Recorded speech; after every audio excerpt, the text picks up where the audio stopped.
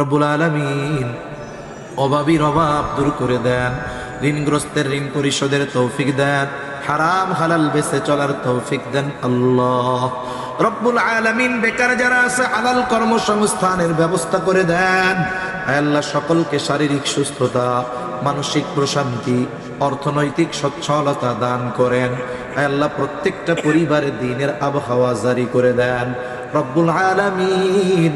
খাস করে আমরা যারা হাত উঁচু করেছি আল্লাহ, আমাদের মধ্যে হয়তো অনেকের মা নাই, অনেকের বাবা নাই আয় আল্লাহ। মা বাবা কত বড় নেয়ামত, যার নাই সে বোঝে মা বাবা কত বড় নেয়ামত আয় আল্লাহ। দুনিয়ার অপর প্রান্তে আমেরিকার খবর মুহূর্তের ভিতরে পাওয়া যায়, দেখা যায়। 3 হাত মাটির নিচে ওই মোহাব্বতের মা বাবার কবরের খবর জানা যায়।